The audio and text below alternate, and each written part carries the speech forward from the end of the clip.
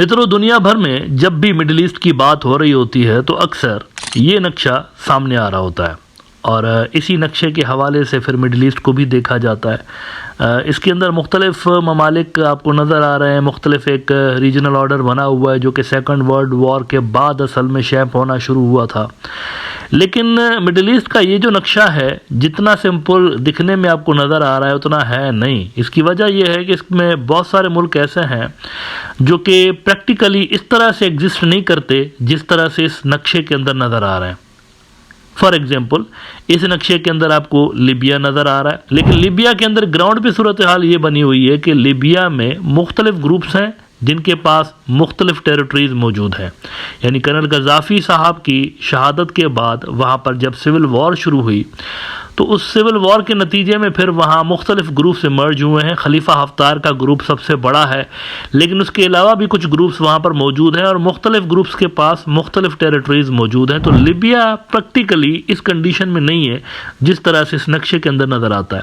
इसी तरह से सीरिया हमें नज़र आ रहा है, वन पीस के अंदर मुल्क हमें नज़र आ रहा है, लेकिन ग्राउंड पे अगर आप जाके देखेंगे तो सीरिया ऐसा नहीं है। सीरिया के 3-4 टुकड़े हो चुके हैं ऑलरेडी और मुख्तलिफ जो ग्रुप्स हैं उनके पास मुख्तलिफ सीरिया के इलाके मौजूद हैं। मिसाल के तौर पर आप ये दूसरा नक्शा देखिए अल जजीरा वाला, जिसमें डिफरेंट कलर्स के साथ समझाने की कोशिश की गई है कि कौन से ग्रुप के पास कौन सा इलाका सीरिया का मौजूद है।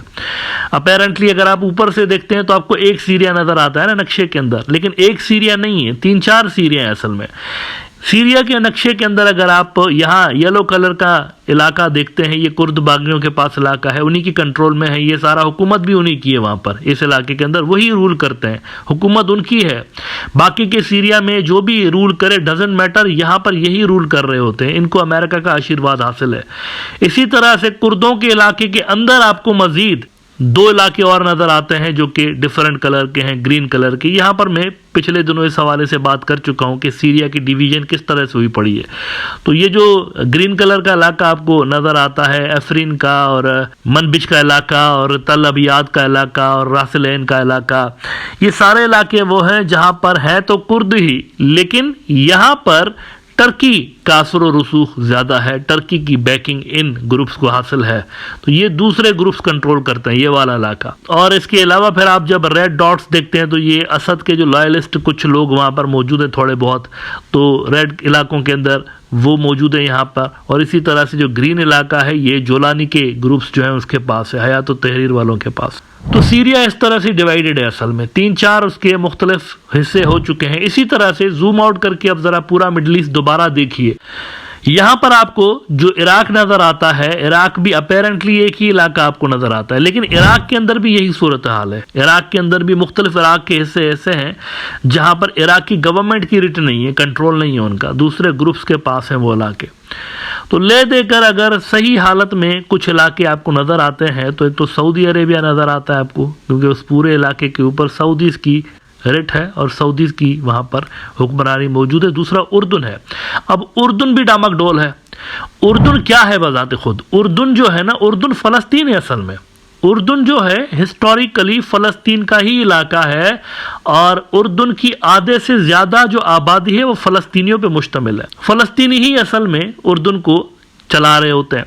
वेस्ट बैंक के बिल्कुल पास है उर्दुन ना। उर्दुन की जियोपॉलिटिकल सिग्निफिकेंस क्या है? उर्दुन की एक बहुत बड़ी जियोपॉलिटिकल सिग्निफिकेंस ये है कि उर्दुन सऊदी अरेबिया और इजराइल के दरमियान एक बफर है, एक बफर के तौर पर काम कर रहा है उर्दुन। अगर उर्दुन में गड़बड़ पैदा होती है तो सऊदी अरब पे उसका असर पड़ सकता है और इजराइल के ऊपर भी उसका असर पड़ सकता है। इजराइल यानी अमेरिका, सीधी सी बात है, इजराइल यानी अमेरिका, इनके ऊपर इसका असर पड़ सकता है। तो अपेरेंटली जिस तरह से नज़र आता है मिडिल ईस्ट का नक्शा, मिडिल ईस्ट का नक्शा असल में ऐसा नहीं है ना। अब आते हैं एक इंटरेस्टिंग बात की तरफ। देखें, दुनिया में मुख्तलिफ जो एक्सपर्ट्स हैं, मुख्तलिफ जो थिंक टैंक्स हैं, वो थ्योरीज फ्लोट करते रहते हैं। अब वो जो थिंक टैंक्स हैं और वो जो एक्सपर्ट्स होते हैं, जाहिर सी बात है उनका ताल्लुक किसी न किसी मुल्क के साथ होता है, तो वो अपने मुल्क के पर्सपेक्टिव के हिसाब से थ्योरीज फ्लोट कर रहे होते हैं कि देखो इस तरह हो जाएगा तो हमारी बेनिफिट में है, इस तरह हो जाएगा तो हमारे बेनिफिट में है। अमेरिका के अंदर एक बहुत पुरानी पब्लिकेशन रही है जिसे कहते थे AFJ यानी आर्म्ड फोर्सेस जर्नल। अब इसके अंदर क्या होता था कि मिलिट्री के जो ऑफिसर्स थे या मिलिट्री के जो लीडर्स थे, गवर्नमेंट के अंदर भी और बाकी की मिलिट्री इंडस्ट्री के अंदर भी, तो वो इसके अंदर कुछ अपनी थ्योरीज पेश कर रहे होते थे और अपने जो नज़रियात थे वो शेयर कर रहे होते थे पॉलिसी मेकर्स के साथ। बहुत पुराना और बहुत बड़ा ये एक पब्लिकेशन हाउस था। ये तकरीबन 150 साल तक काम करता रहा। AFJ जो था ये 150 साल तक काम करता रहा। इसका जो पहला जो शुमारा था, जो पब्लिकेशन थी, वो 1863 में क्रिएट की गई थी। जो आपकी अपनी स्क्रीन पर एक पुरानी अखबार नज़र आ रही है, ये AFJ का पहला पब्लिकेशन था। अब आप देख रहे होंगे कि इसके अंदर जो नाम ऊपर लिखा हुआ है वो AFJ नहीं है, वो लिखा हुआ है आर्मी नेवी जर्नल। तो इसकी वजह यह है कि ये जो AFJ है ना, मुख्तलिफ अदवार में इसका नाम तब्दील होता रहा है। इसका जो पहला शुमारा था 1863 का, उसके अंदर इसका नाम यही था। अब लेकिन ये हुआ है कि 150 साल तक मुसलसल ये चलता रहा, इसके मुख्तलिफ एडिटर्स आते रहे। पहला जो इसका एडिटर था वो विलियम कोनंट चर्च था।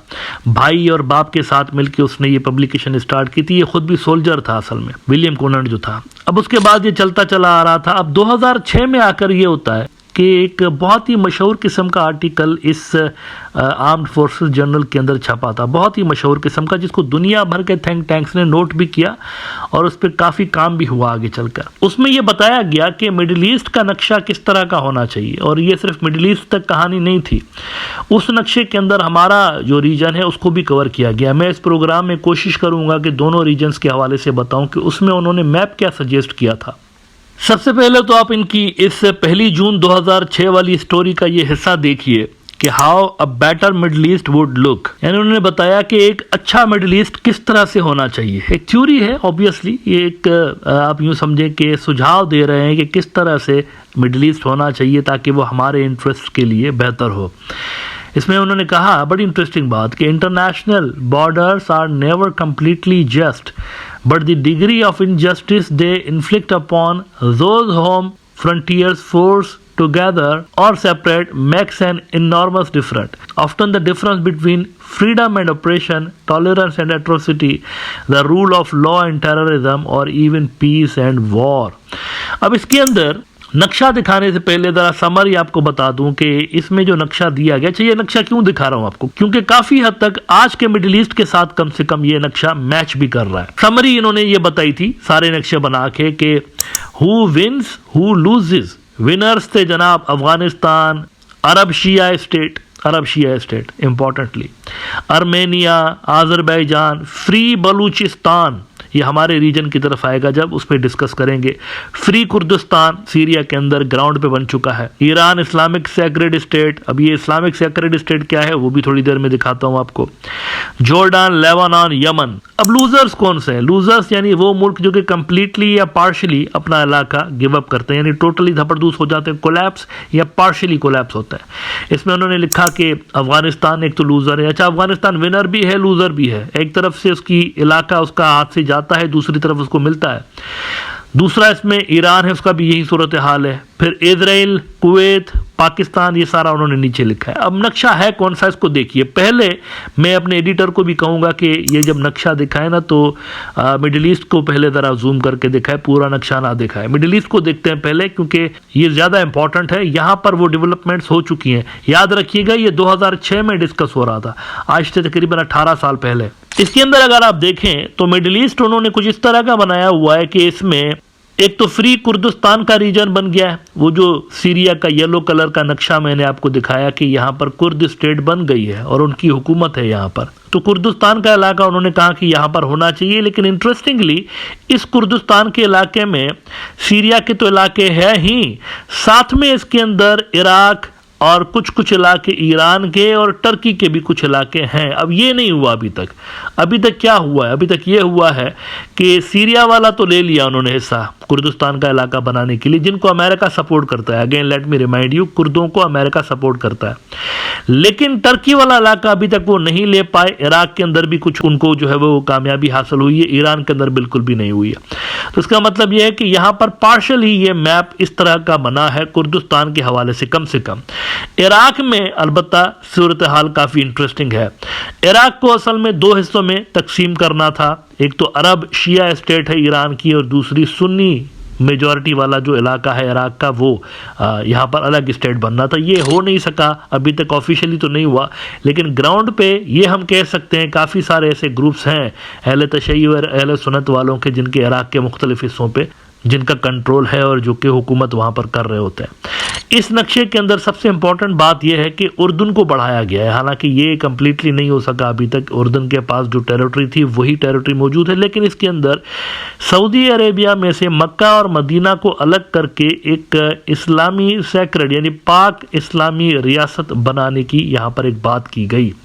अब ये नहीं हो सका ऑब्वियसली। ये असल में जैसे वेटिकन सिटी नहीं है वहाँ पर इनकी तरफ अपनी तरफ, तो ये कुछ इस तरह का कॉन्सेप्ट यहाँ मिडिल ईस्ट के अंदर अप्लाई करने की वो कह रहे थे, ऐसा होगा तो बेहतर होगा, लेकिन प्रैक्टिकल ऑब्वियसली नहीं है। मिडिल ईस्ट की ग्राउंड रियलिटी इस तरह की नहीं है मेरे ख्याल से जिस तरह से ये बताया गया, लेकिन ये भी इन्होंने लिखा हुआ है। यमन और सऊदी अरेबिया का जरा देखिए, हौथियों के दरमियान और सऊदीज के दरमियान शदीद लड़ाइयाँ रही हैं। नियर पास्ट के अंदर अगर हम देखें दोनों के दरमियान काफ़ी लड़ाइयाँ रही हैं, तो सूरत हाल गालबन उधर ही कहीं लेकर जाने की कोशिश की जाते रहे हैं कि कुछ डिफरेंट हो यहाँ पर, और इलाके जो हैं वो यमनी ले जाएं या सऊदी का जो कुछ इलाका है वो यमन के अंदर मर्ज हो जाए, लेकिन ऐसा भी नहीं हो सके। इसकी वजह यह है कि आगे चलकर जैसे सऊदीज और ईरानियों के दरमियान जैसे सुलह हुई है, तो वैसे यहाँ पर भी एक पीस डील हुई थी हौथियों के दरमियान और सऊदीज के दरमियान, तो ये जो मामला है ये भी नहीं हो सका। तो यहाँ पर जो डिज़ाइंस थे असल में उसमें हमें एक तो कुर्दिस्तान का फैक्टर नज़र आया है, और दूसरा इसके अंदर हमें नज़र आया है सीरिया का फैक्टर, और तीसरा इराक के अंदर भी काफ़ी हद तक हमें नज़र आया है कि काम हुआ है। अलबत्ता बाकी जगहों पर 18 साल गुजरने के बावजूद भी हमें किसी किस्म की कोई बड़ी डेवलपमेंट, बड़ी पेशरफ्त होती हुई नज़र नहीं आई मैप्स की तब्दीली के हवाले से। अच्छा, अब आते हैं हमारे रीजन के अंदर। हमारा रीजन भी इसके अंदर डिस्कस किया गया था। देखिए, ये बड़ी इंटरेस्टिंग बात है कि किस तरह से दुनिया को मगरबी जो एक्सपर्ट्स हैं वो देखते रहे। हमारा रीजन डिस्कस करते हुए उन्होंने कहा कि ये जो साउथ एशिया का रीजन है इसको किस तरह से होना चाहिए। इसमें जो सबसे बड़ा लूज़र इन्होंने दिखाया कि एक मुल्क ऐसा है जो कि सबसे बड़ा लूज़र हो सकता है, और वो है पाकिस्तान। अब पाकिस्तान जो है उसके अंदर उस वक्त भी 2006 में भी ये मूवमेंट चल रही थी बलूचिस्तान और ये सारी, लेकिन इतनी शदीद नहीं थी जितनी आगे चलकर ये हुई हैं। तो इसके अंदर एक बलूचिस्तान का मुल्क क्रिएट करने की एक प्रेडिक्शन की गई कि ये हो सकता है आने वाले दिनों में, और ये काफ़ी बड़ा इलाका है। अगर आप देखें तो इसमें सिर्फ पाकिस्तानी बलूचिस्तान नहीं है, इसके अंदर ईरानी बलूचिस्तान भी है। 2 बलूचिस्तान है असल में। ईरान के अंदर भी बलूचिस्तान है, इसमें भी बलोची ही रहते हैं, और दूसरा पाकिस्तानी बलूचिस्तान है। ये और बात है कि जो ज़्यादातर बलूचिस्तान का हिस्सा है वो पाकिस्तान के अंदर है, ईरान के अंदर थोड़ा सा हिस्सा है उसका, लेकिन है दोनों एक ही जैसे, ज़बान भी वही है और कल्चर भी वही है, सारा कुछ वही है, एक ही जैसे लोग रहते हैं।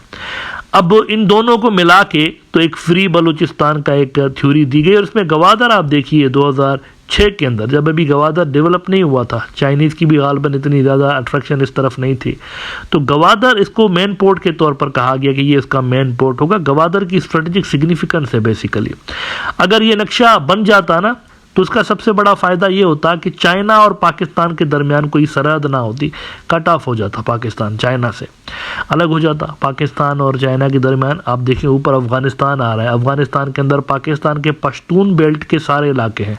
ऊपर बलूचिस्तान वाला जो अपर बलूचिस्तान पश्तून बेल्ट है वो भी अफ़गानिस्तान के अंदर, उससे ऊपर जो खैबर पख्तूनख्वा का जो पाकिस्तान का प्रोविंस है वो भी डाल दिया गया। ये दोनों जब इलाके मर्ज हो जाते हैं, और गिलगित का भी कुछ इलाका, ये सारे जब अफ़गानिस्तान में जाते हैं तो अफ़गानिस्तान का बॉर्डर लगता है चाइना के साथ। अब जब अफगानिस्तान का बॉर्डर चाइना के साथ लगता है तो उसके नीचे वेस्टर्न बैग्ड बलोच जो सेपरेटिस्ट हैं उनकी रियासत है, यानी चाइना कट ऑफ हो गया। यहाँ पर कंटेनमेंट ऑफ चाइना यहाँ से आपको नज़र आ रही है। चाइना कट ऑफ हो गया समुद्री रास्तों से, कम से कम ये जो डायरेक्ट एक्सेस उनको इस वक्त मिली हुई है अरेबियन ओशन तक, वो ख़त्म हो गया। तो बाकी पाकिस्तान कहाँ पर बचता है? रखा है पाकिस्तान इन्होंने, सिर्फ पाकिस्तान का जो 2 सूबे हैं पंजाब और सिंध, ये दोनों मिलकर फिर रिमेनिंग पाकिस्तान है। तो ये नक्शा अगर होता तो कुछ मगरबी एक्सपर्ट समझते हैं कि ये हमारे लिए बेनिफिशियल हो सकता है, हमारे रीजन के लिए बेनिफिशियल हो सकता है, लेकिन ऐसा हुआ नहीं। पाकिस्तान वाला जो एंगल है वो तो टोटल धपड़दूस हो गया, कोलैप्स हो गया। वहाँ पर तो उल्टा हो गया जब ये बॉर्डर्स बनाए जा रहे थे, थ्योरीज दी जा रही थी ना पेपर पे, बॉर्डर्स जब ये बनाए जा रहे थे, तो उस वक्त अमेरिका मौजूद था और उस वक्त आप कह सकते थे कि ऐसा हो सकता है। लेकिन हुआ क्या है, अगर ये सब कुछ करने की कोशिश की जा रही थी कि किस तरह से जो अफगानिस्तान की सिविल वॉर है उसको ट्रांसफ़र किया जाए पाकिस्तान की तरफ और उसको फिर कैरी ऑन करते हुए ये सारे मैप्स तब्दील किए जाएं, तो वैसा तो हो नहीं सका। बड़ी बदतरीन शिकस्त अमेरिका को अफगानिस्तान के अंदर हासिल हुई है और अफगानिस्तान के जो मैप था वो वैसा ही रहा है। इसी तरह से पाकिस्तान का भी जो मैप था वो वैसा ही रहा है, उसके अंदर किसी किस्म के में तब्दीली नज़र आई नहीं है। अच्छा, ऑन टॉप ऑफ दैट अगर ये हो जाता तो इस तमाम नई सरहदों का फ़ायदा किसको होता, सबसे बड़ा फ़ायदा किसको होता?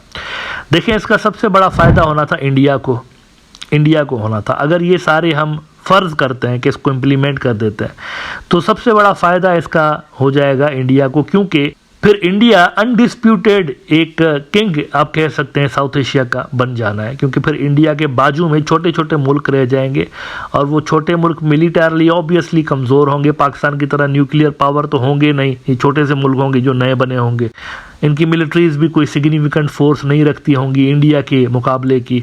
तो एज अ रिज़ल्ट मिलिट्री एतबार से और इकोनॉमिक एतबार से इंडिया बड़ी पावर होता साउथ एशिया की, और फिर एज अ रिज़ल्ट उन्हीं का यहाँ पर असर व रसूख होता, उनको चैलेंज करने वाला कोई बाकी यहाँ पर रहता नहीं। तो असल में इंडिया यहाँ पर देखें ना, अगर ये नक्शा सारा इम्प्लीमेंट किया जाता है तो नेट विनर असल में जो सबसे बड़ा इस रीजन के अंदर आपको नज़र आएगा वो इंडिया नज़र आएगा।